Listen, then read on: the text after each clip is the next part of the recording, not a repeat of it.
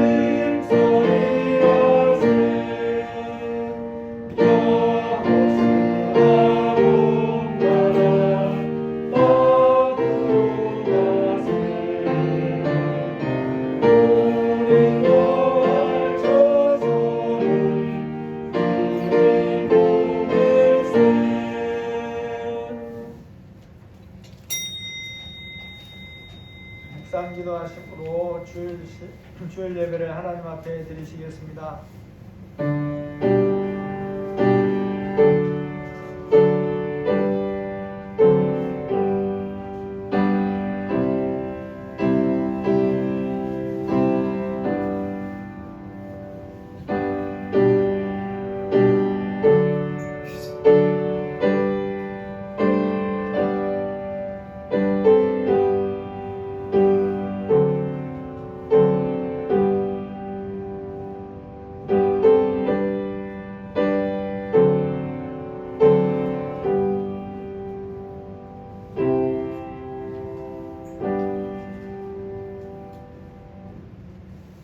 자기의 생명을 사랑하는 자는 잃어버릴 것이요 이 세상에서 자기의 생명을 미워하는 자는 영생하도록 보존하리라.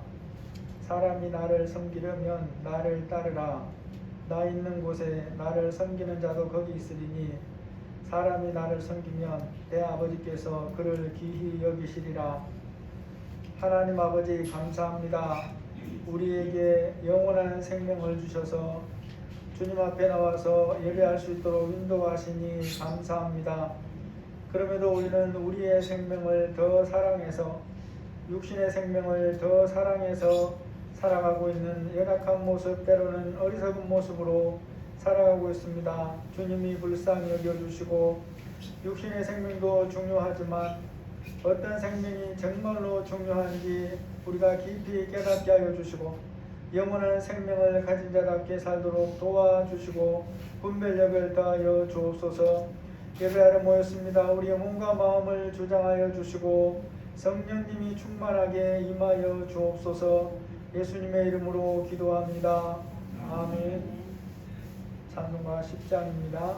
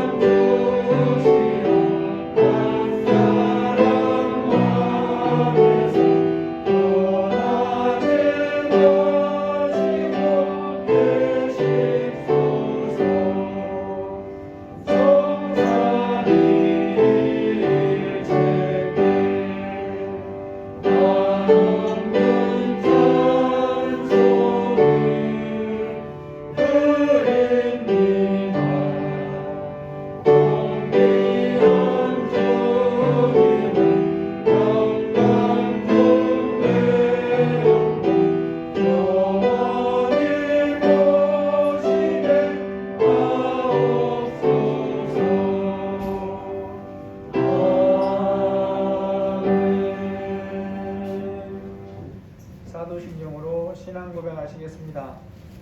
전능하사 천지를 만드신 하나님 아버지를 내가 믿사오며 그 외아들 우리 주 예수 그리스도를 믿사오니 성령으로 잉태하사 동정녀 마리아에게 나시고 본디오 빌라도에게 고난을 받으사 십자가에 못 박혀 죽으시고 장사한 지 사흘 만에 죽은 자 가운데서 다시 살아나시며 하늘에 오르사 전능하신 하나님 우편에 앉아 계시다가 저리로서 산자와 죽은 자를 심판하러 오시리라. 성령을 믿사오며 거룩한 공회와 성도가 서로 교통하는 것과 죄를 사하여 주시는 것과 몸이 다시 사는 것과 영원히 사는 것을 믿사옵나이다. 아멘. 찬송가 460장 우리 두 번 부르시고 박영희 권사님 대표기도 해주시겠습니다. 사는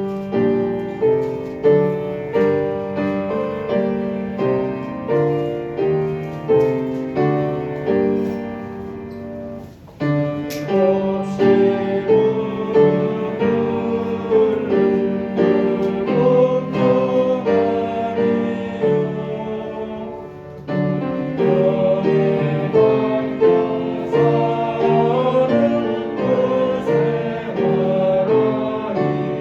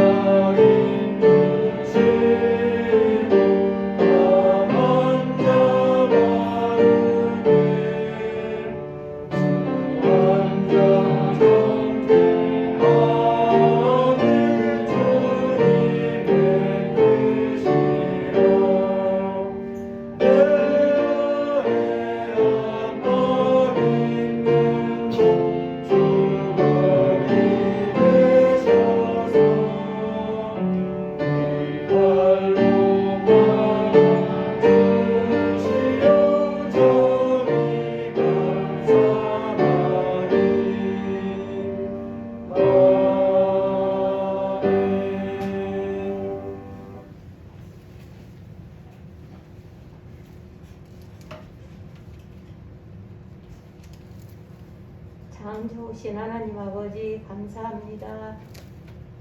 진심으로 감사합니다. 진심으로 잘못했습니다.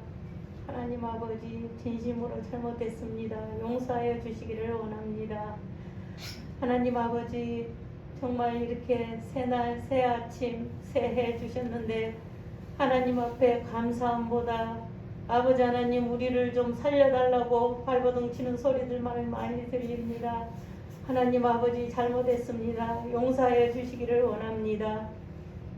하나님 아버지 우리가 이 땅에 살면서 바로 믿고 바로 알고 바로 살아서 하나님을 닮아가는 예수님을 닮아가는 우리가 되게 하여 주시기를 간절히 원하고 바랍니다. 일주일 동안 아버지 묵상할 때에 아버지 하나님 바로 믿고 바로 살아라 바로 살아라 아버지 하나님 그게 늘 귀에 맴돌았습니다. 하나님 아버지 내가 아버지 하나님 우리가 바로 살지 못한 죄가 너무나 많습니다. 생각에서 행동에서 아버지 하나님 우리가 너무나 행동까지도 잘못한 것들 너무나 많습니다. 우리들의 잘못을 용서하여 주시기를 원합니다. 이제는 아버지 하나님 우리가 이 바이러스 때문에 못 살고 힘든 것이 아니라 사람이 사람을 힘들게 함으로 우리가 살지 못하는 그런 세상이 되고 말았습니다. 아버지 하나님 나는 잘하고 너가 잘못한 것이 아니라 우리 모두가 내가 잘못하여서 우리는 알지 못하게 또 잘못하게 한 것들이 너무나 많음을 고백하오니 용서하여 주시고 올해는 우리 모든 성도님들과 우리나라 백성들이 하나님께 회개하여서 복을 받는 귀한 한 해가 될 수 있도록 도와주시기를 원합니다. 지금까지도 살아있는 것이 하나님의 은혜요. 앞으로도 우리가 얼마나 살지를 알지 못하니와 살아있는 것도 모두가 하나님의 은혜로 살아갈 것인데 하나님께 영광 돌리고 하나님을 바르게 알고 전하는 우리의 삶이 될 수 있도록 아버지 하나님 역사하여 주시옵소서.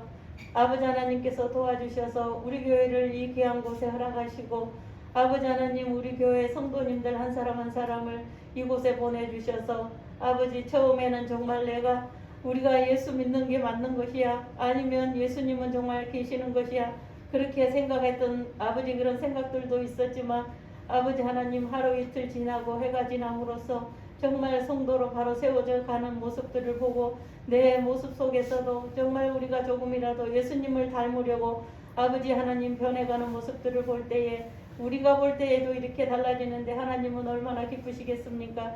그럼에도 불구하고 우리는 하나님의 영광을 드러내기보다는 아버지 하나님 나의 욕심을 채우려 했던 것들이 더 많음을 고백합니다. 오늘도 귀하신 목사님을 통하여서 우리에게 들려주실 귀한 말씀 우리가 아멘으로 화답하며 그 말씀 또 우리가 묵상하면서 세상에서 우리가 어떻게 하면 바르게 사는 것인가를 우리가 묵상할 수 있는 삶이 되게 도와주시옵기를 원합니다. 세우신 박영선 목사님 영육간의 강건함으로 붙들어 주시고 내주하시며 동역하시는 홍미애 사모님도 기억하여 주셔서 아버지 하나님이 함께 하시지 않으면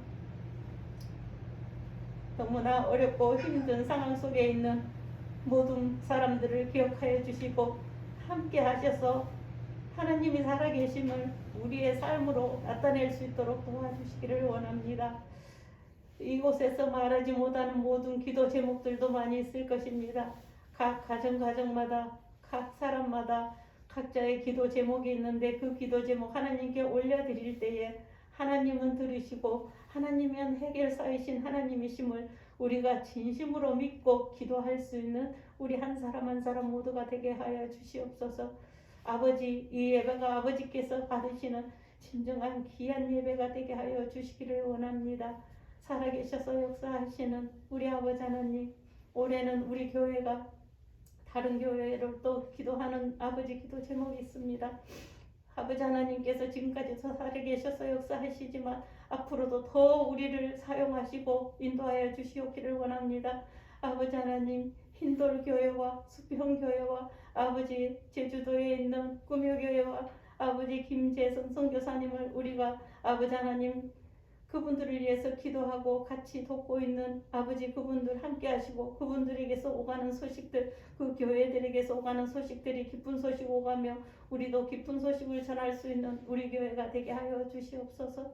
모든 영광 홀로 받아 주시옵기만을 원하오며 예수님 걸어가신 이름으로 기도드리옵나이다.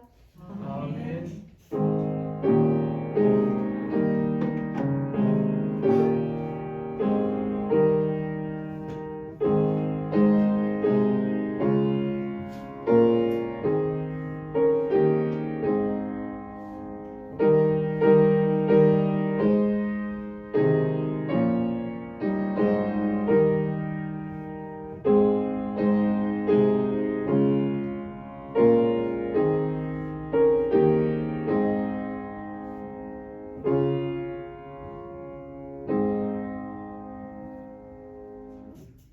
하나님 말씀 고린도전서 3장 9절에서 10절입니다.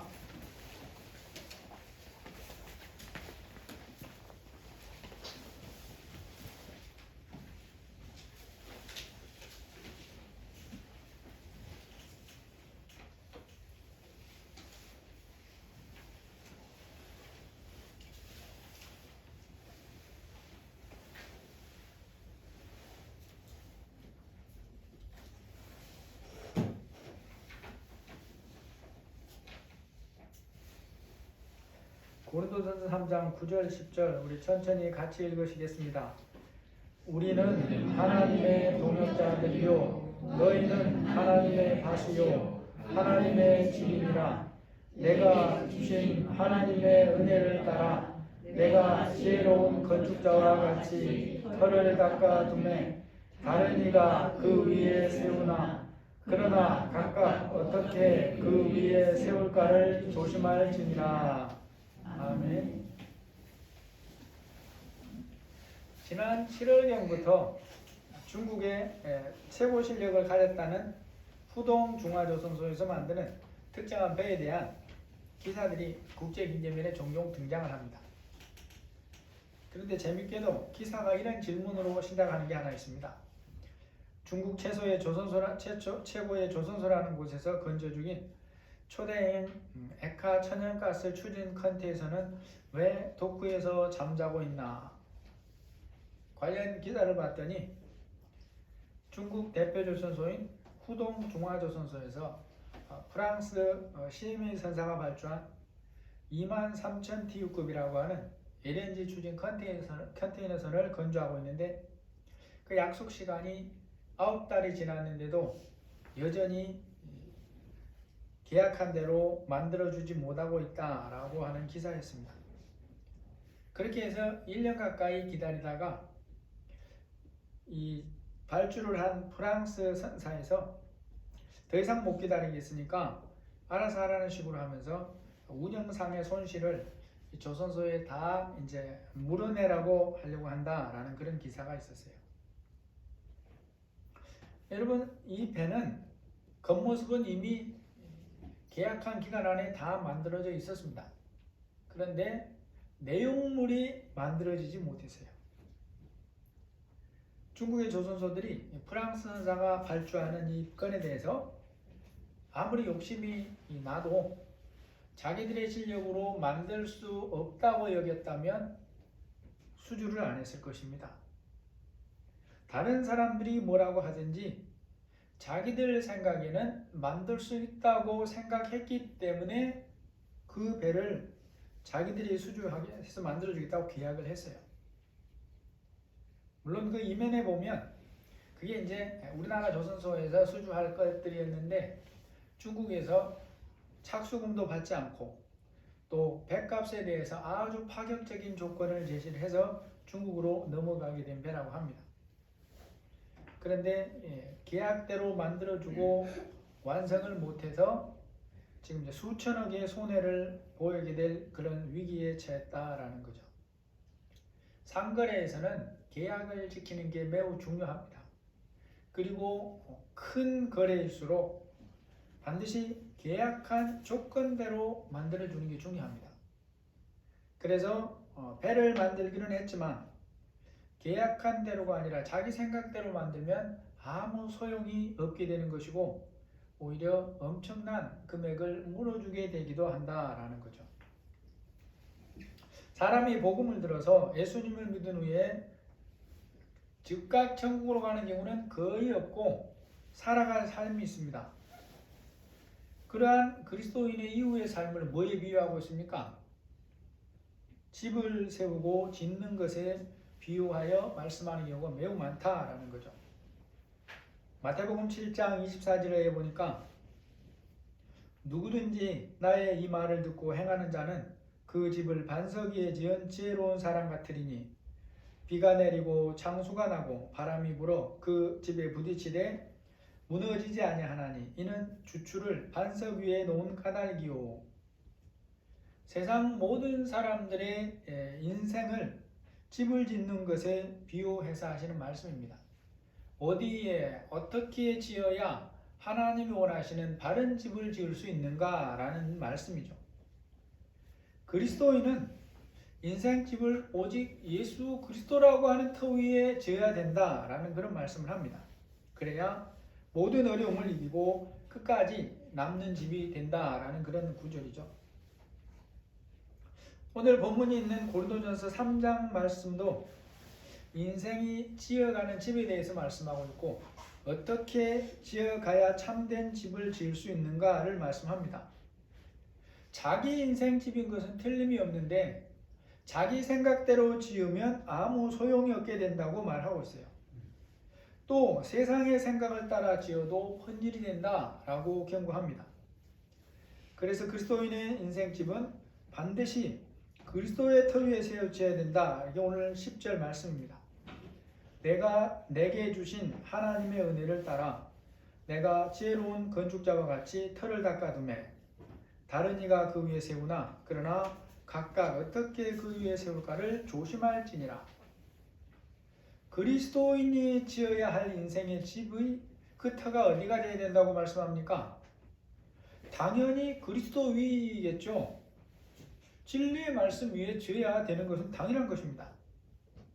이건 너무나 당연한 말씀이에요. 안 믿는 사람을 향해 말하는 게 아니고 그리스도를 믿는 사람이라면 그 인생집을 그리스도 터 위에 지어야 된다는 것은 너무나 당연한 것이죠. 그런데 이 지극히 당연한 것을 왜 성경은 강조해서 말하고 반복하고 또 반복할까라는 것입니다. 그리스도를 분명하게 믿는 사람들임에도 그 인생집을 그리스도 터 위에 짓지 않거나 혹은 다른 것과 섞은 것 위에 지으려고 하는 사람이 많다는 거예요. 또는 말씀과 자기 생각을 혼합해서 지으려고 하는 경우들이 많다는 것입니다. 문제는 이러한 일은 예수 그리스도를 잘 모르는 사람에게만 일어나는 일이 아니라는 거예요. 주님의 은혜를 깊이 경험하지 못한 사람에게만 일어나는 일도 아니라는 것입니다. 예수님과 함께 친밀하게 소통하면서 배운 사람에게도 이런 일이 일어날 수 있어요. 우리가 또한 그럴 수 있다는 것을 보여주는 사람이 베드로라고 하는 사람입니다. 마태복음 16장 13절에 보시면 예수님이 제자들과 함께 가이사랴 빌립보라고 하는 지역으로 어느 날 가십니다. 그리고 그곳에서 제자들에게 너희들은 예수님을 누구라고 생각하느냐라고 물어보죠. 그때 베드로가 제자들을 대표해서 주저하지 않고 한 말이 이겁니다. 베드로가 대답하여 주는 그리스도시요 살아계신 하나님의 아들입니다. 이 말은 12명의 제자들 중에서도 수제자 역할을 했던 베드로가 예수님을 하나님 아버지께서 보내신 구원자라고 하는 것을 고백하는, 믿는다는 말입니다.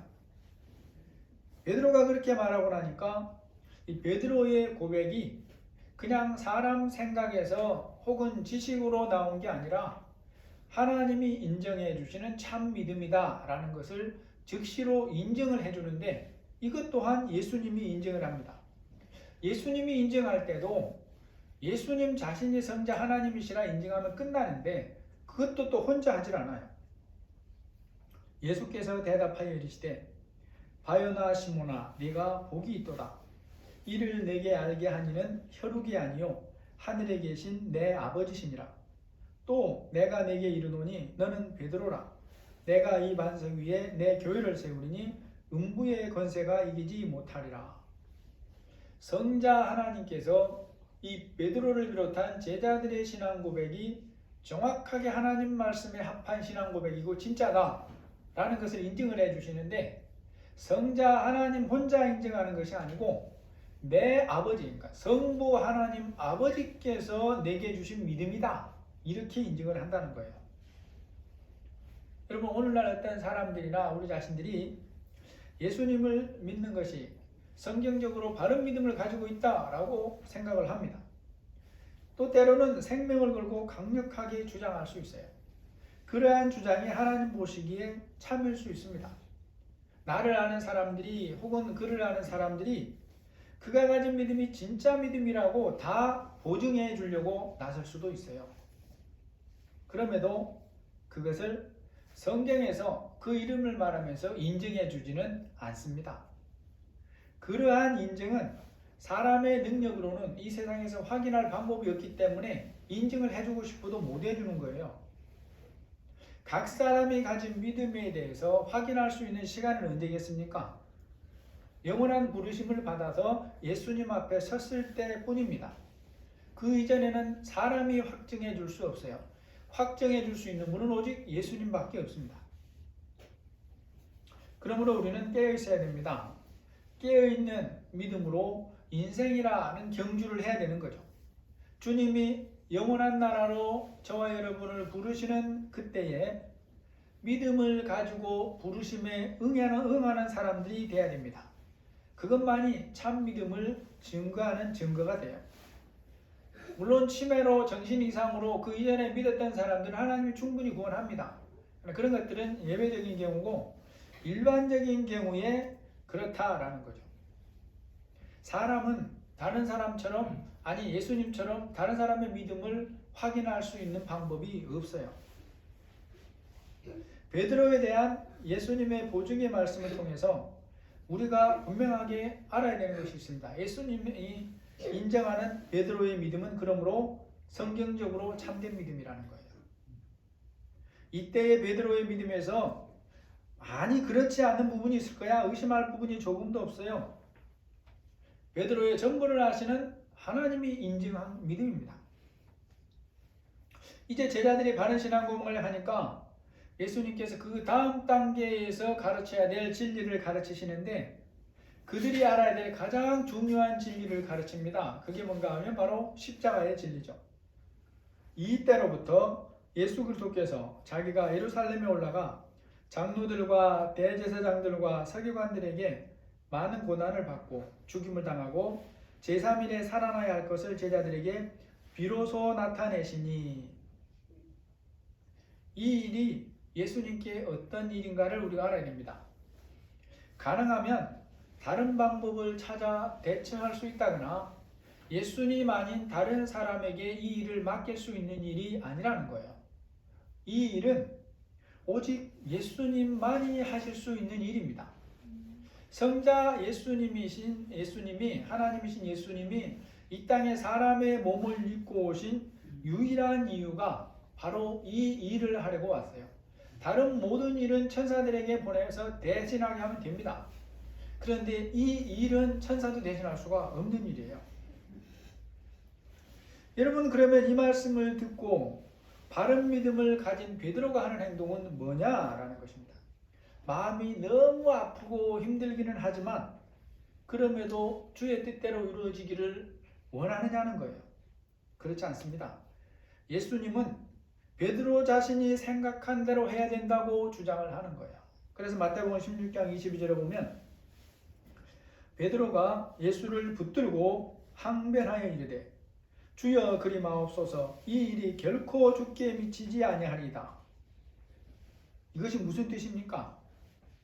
예수님이 인증해 주신 바른 믿음 위에 서 있는 베드로가 인생의 앞날을 그리스도의 터 위에서 지어가려고 하지 않는다는 말이에요. 베드로는 인생을 자기 생각이라고 하는 터 위에 지어가려고 하는 것입니다.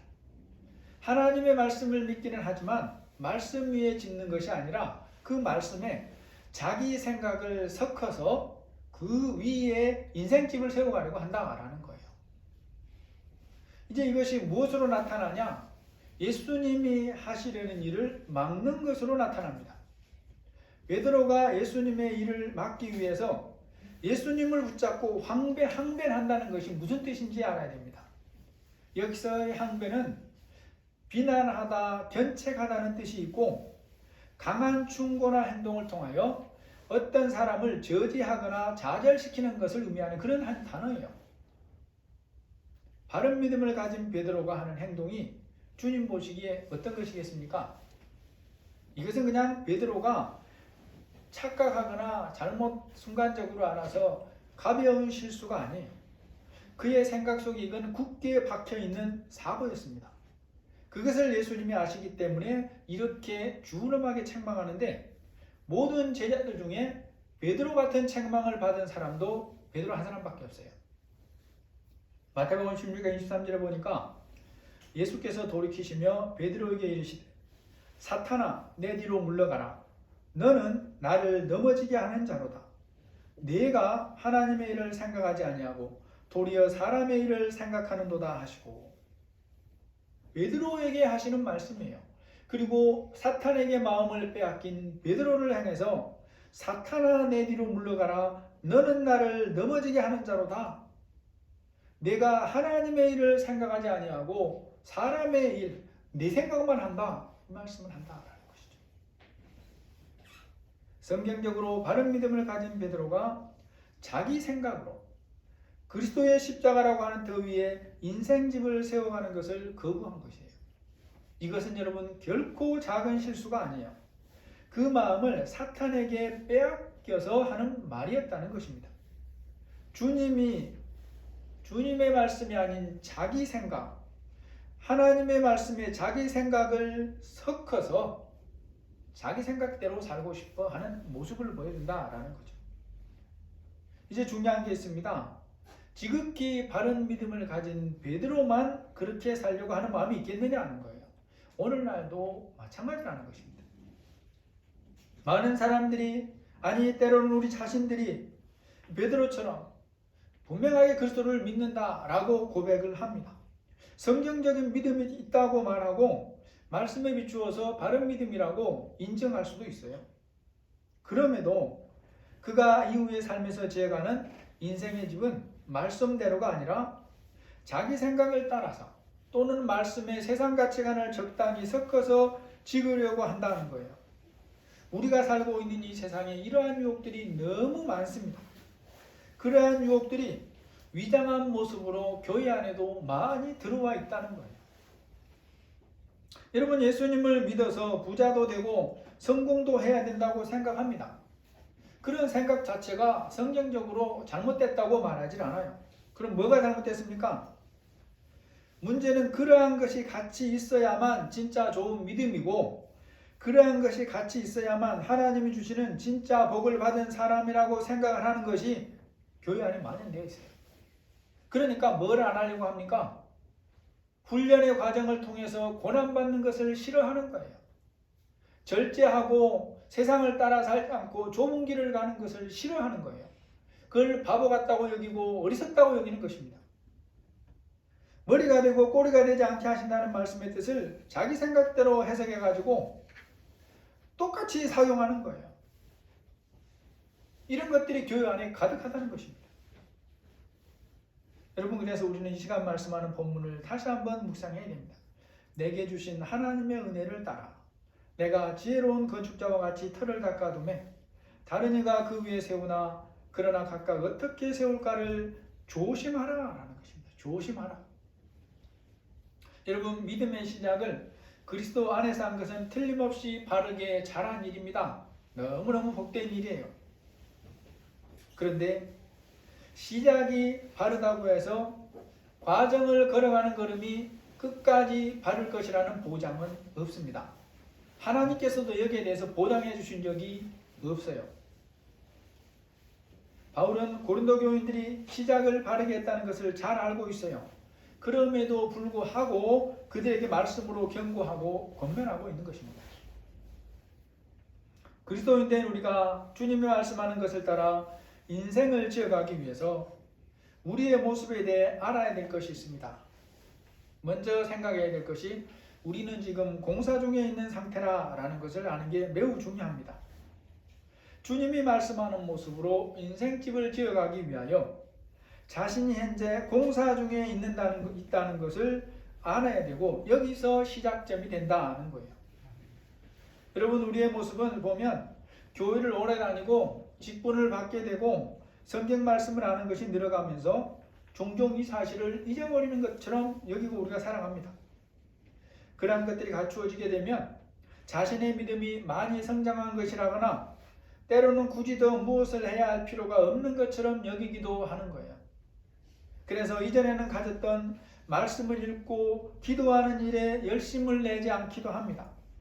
예배드림을 의뢰하는 습관적인 일처럼 대하기도 하는 거예요. 그러나 어떤 믿음의 사람도 이제 성장을 그만해도 되는 믿음은 없는 것입니다. 어떤 믿음의 사람도 땅 위에 사는 중에 이 공사가 완공되는 사람도 없어요. 모든 믿는 사람은 이 땅 위에 살아있는 동안 계속해서 성장해 가야 되는 것입니다. 이것을 너무나 잘 보여주는 사람이 바울이라는 사람이에요.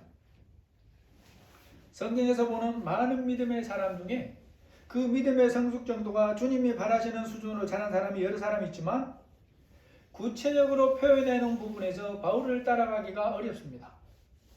바울은 복음을 전하거나 양육할 때에 그리스도를 본받는 삶을 가르칠 때 감히 뭐라고 말합니까? 나를 보면서 배우라 라고 말하는 사람이 바울이에요. 그런 바울이 땅 위의 삶을 마감할 시간을 앞둔 시점인데 이렇게 말합니다. 빌립보서 3장 12절 이하에 보시면 내가 이미 얻었다 함도 아니요 온전히 이루었다 함도 아니라 오직 내가 그리스도 예수께 잡힌 바 된 그것을 잡으려고 달려가노라. 표대를 향하여 그리스도 예수 안에서 하나님이 위에서 부르신 부름의 상을 위하여 달려가노라. 오직 우리가 어디까지 이르렀든지 그대로 행할 것이라. 여러분, 성경에서 바울의 신앙, 그의 그리스도를 아는 수준이 어디까지 자랐다고 말하는가를 우리가 쉽게 알 수 있도록 표현해 주는 말씀이 있어요. 그게 뭔가 하면 바울이 깨닫게 된 진리, 그리스도를 아는 진리를 다른 것에 비교를 해보았더니 그동안 바울이 살아오면서 나름대로 가치 있다고 여겼던 모든 것의 가치를 합해도 그것들이 배설물 가치밖에 안 되라는 거예요. 이게 바로 바울의 성장 수준입니다. 그런 바울이 그럼에도 불구하고 자신이 다 성장했다고 말하진 않아요. 지금의 모습이 어떠하든지 그리스도를 닮아서 성장해 가기 위해 달려간다고까지 표현하고 있습니다. 우리에게도 말씀하는 거예요. 지금 우리가 믿음의 성장에서 어떠한 수준에 이르렀든지 그리스도를 닮아가는 삶을 계속해야 한다고 달려가는 자세로 살아라 라고 말씀한다는 것입니다. 지금 나의 믿음과 성장의 정도가 어느 정도로 진행되었든지 공사 중이라는 것을 우리는 항상 기억해야 돼요.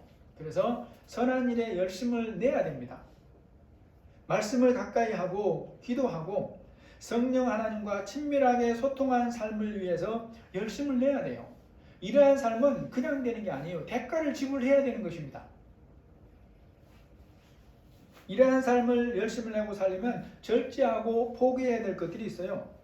안락함과 편리함을 어느 정도는 때로는 많이 포기할 수 있어야 되고 세상에서 마땅히 누릴 수 있는 것임에도 말씀으로 분별하고 절제할 수 있어야 됩니다.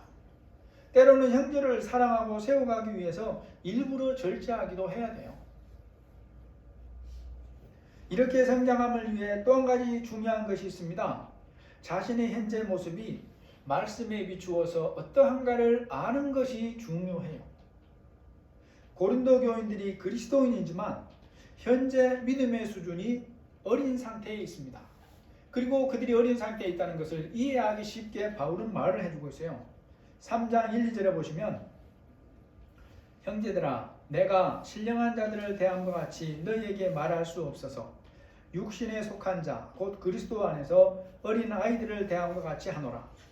내가 너희를 저주로 먹이고 밥으로 아니하였노니 이는 너희가 감당하지 못하였음이거니와 지금도 못하리라. 이 말씀이 현재 고린도 교인들의 다수의 믿음 수준, 신앙 상태를 그대로 보여주는 것입니다. 이거는 바울이 사람의 능력으로 다 알 수 있는 부분이 아니에요. 가까이 생활하면서 보면 짐작은 할 수 있지만 실제로 알 수 있는 부분이 아니에요. 왜냐하면 사람은 위장을 너무 잘하기 때문에. 그런데 바울은 그렇게 한 것이 아니라 성령의 감동을 깨닫게 하심을 따라서 알고 말하는 거예요. 그들은 처음 복음을 듣고 믿은 이후에 믿음에서 성장한 모습이 없어요. 대부분의 사람이 그냥 그대로 있습니다. 그래서 말하는 거예요. 믿은 처음의 젖먹이 모습에 머물러 있기 때문에 지금도 너희에게 밥을 주지 못하겠다. 이렇게 말하고 있어요. 성경에는 분명히 바른 믿음이지만 시간이 많이 지났음에도 여전히 성장하지 못하고 있는 어린 믿음에 대해서 곳곳에서 경고를 하는데 히브리서 5장 12절도 그 중에 하나입니다. 때가 오래되었으므로 너희가 마땅히 선생이 되었을 터인데 너희가 다시 하나님의 말씀의 초보에 대해서 누구에게 가르침을 받아야 할 처지이니 단단한 음식은 못 먹고 젖이나 먹어야 할 자가 되었도다. 이는 젖을 먹는 자마다 어린아이니 의의 생명을 경험하지 못한 자요 단단한 음식은 장성한 자의 것이니 그들은 지각을 사용함으로 연단을 받아 선악을 분별하는 자들이니라. 고린도전서 13장에도 믿음의 성장에 대해 분명히 다르다고 말씀합니다. 어릴 때와 장성한 자의 모습이 다르다고 말하는 게 13장 11절이에요. 내가 어렸을 때는 말하는 것이 어린아이와 같고 깨닫는 것이 어린아이와 같고 생각하는 것이 어린아이와 같다가 장성한 사람이 되어서는 어린아이의 일을 버렸노라. 이러한 말씀을 통해서 우리가 믿음의 성장에 대해서 깨달아야 될 것이 있습니다. 같은 날 동시에 믿기 시작한 경우라도 이후의 삶에서 믿음의 성장 모습이 같지 않다는 거예요. 건강하게 성장해가는 사람이 있습니다. 그런데 어떤 사람은 성장하지 못하는 사람이 있어요. 그럼에도 그 겉모습은 비슷합니다. 그래서 연륜이나 직분에서 별다른 차이가 없기도 해요. 그러나 하나님과 함께 사는 삶의 모습은 전혀 다름을 알아야 됩니다. 믿음에서 건강하게 성장하는 사람이라야 그를 통한 하나님의 계획이 이루어가지는 삶을 살고 주님이 말씀하는 형통한 삶을 살게 됩니다. 그런다고 해서 어려움이 없는 것이 아니지만 하나님의 뜻 안에서 살아갑니다. 하나님의 은혜를 누리면서 소망을 가지고 감사하며 살아가게 되는 거예요. 그러나 믿음에서 성장해 가지 않으면 믿음이 있어도 그런 삶을 살 수 없어요. 하나님이 인도하시는 형통한 삶을 살지 못합니다. 믿음을 버리지 않는다 하더라도 은혜가 무엇인지 거의 모르고 메마른 삶을 살아가게 돼요. 그래서 신앙생활이 짐이 됩니다.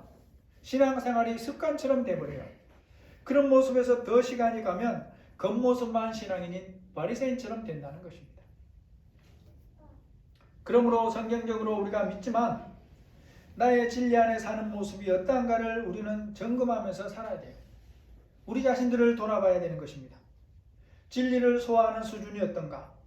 젖먹이 수준인가? 단단한 것을 먹는가를 점검해 봐야 돼요. 몇 가지만 점검해 보면 진리에 대한 사모함이 없다면 현재 나의 신앙의 상태가 메말랐다는 증거예요.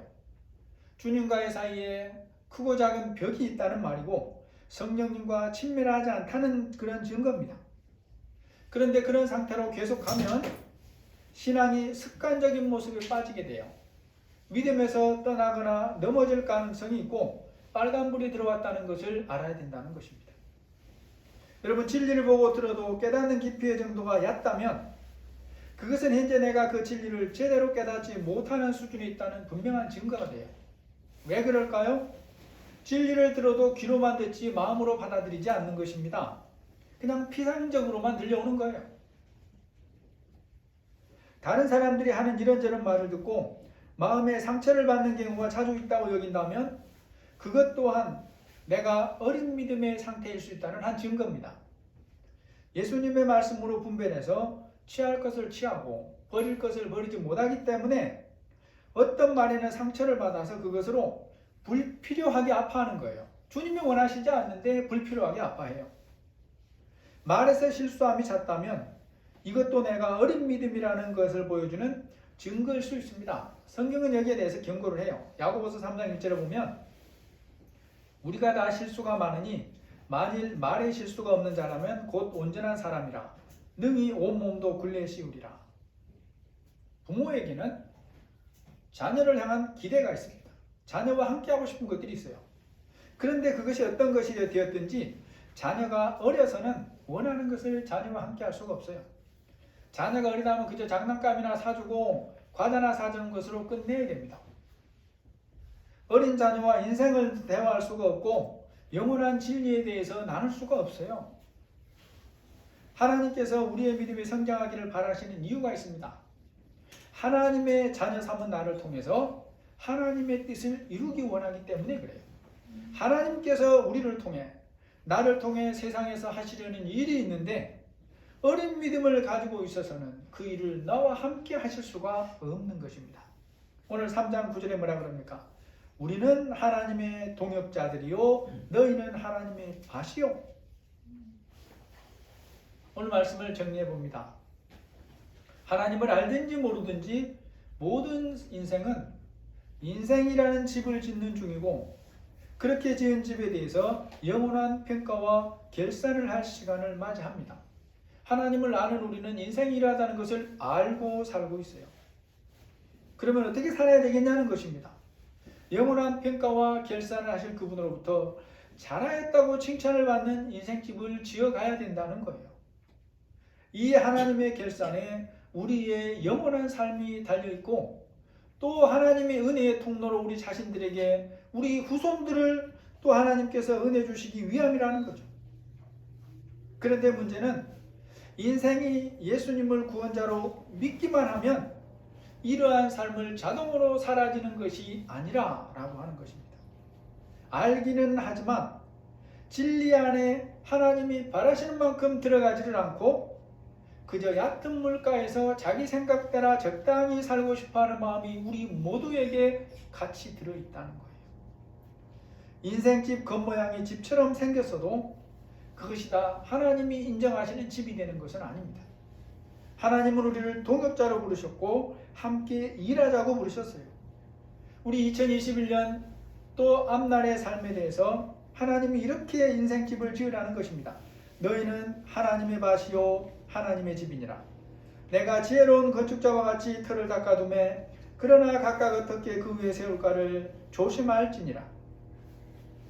기도하겠습니다. 하나님, 우리는 모두 인생집을 짓고 있습니다. 너희는 하나님의 밭이요 집이라고 말씀하고 있습니다. 그런데 우리의 집은 다 지어진 집이 아니고 지어가는 집입니다. 하나님 아버지, 우리가 그리스도 안에 지어야 된다는 것은 다 압니다. 그럼에도 세상에 우리를 미혹하는 것들이 너무너무 많습니다. 하나님의 말씀에 나의 생각을 적당히 섞어서 짓고 싶어하는 생각들이 우리에게 수시로 밀려옵니다. 하나님, 우리의 약함을 불쌍히 여겨주시고 하나님의 말씀을 따라 지혜로운 건축자가 되어서 그리스도의 터 위에 끝까지 인생집을 지어갈 수 있도록 도와주옵소서. 예수님의 이름으로 기도합니다. 아멘. 찬송가 452장입니다.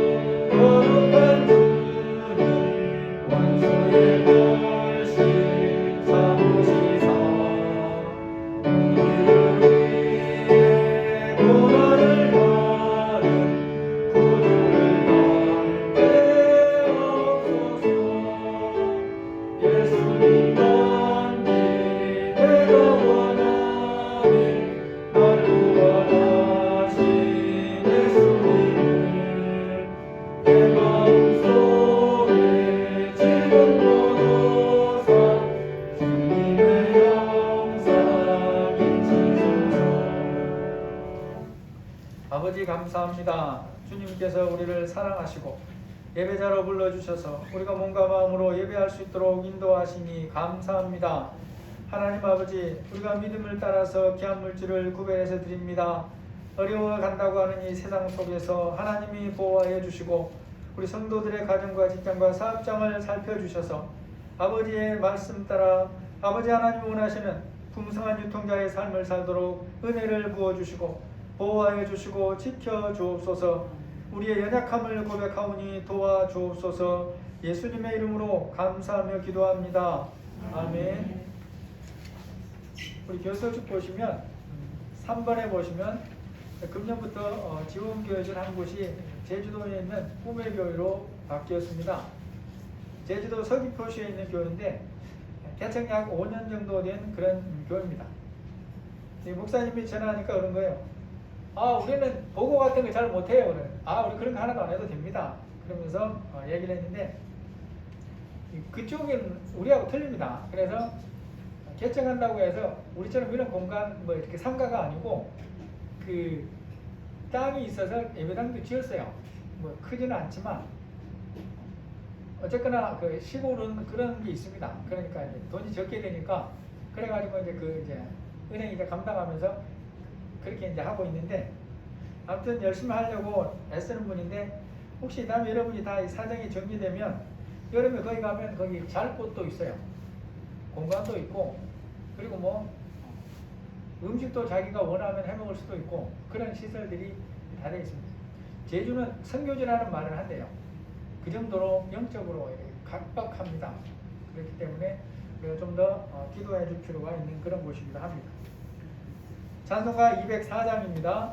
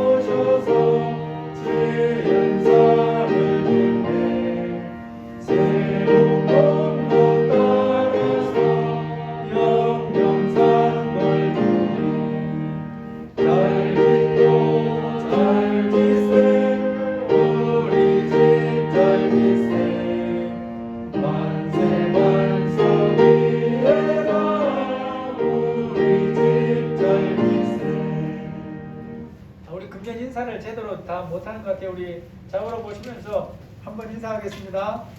사랑합니다. 사랑하겠습니다. 그렇게 먼저 하겠습니다. 사랑합니다. 사랑하겠습니다. 예, 또 한 가지 인사를 해야 되겠어요. 우리 인생집 잘 지어갑시다.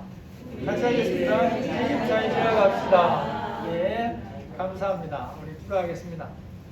이제는 우리 주 예수 그리스도의 은혜와 하나님의 사랑하심과 성령의 교통하시는 은혜가 바울 같은 그런 모습을 닮아서 우리의 인생집을 지어가기 원하고, 때로는 베드로 같은 사도도 자기 생각대로 지으려고 하는 그런 위험에 빠질 수 있다는 것을 깊이 기억하면서 말씀을 붙들기로 결심하는 우리 모든 성도들 위해 지금부터 영원토록 함께 계실지어다.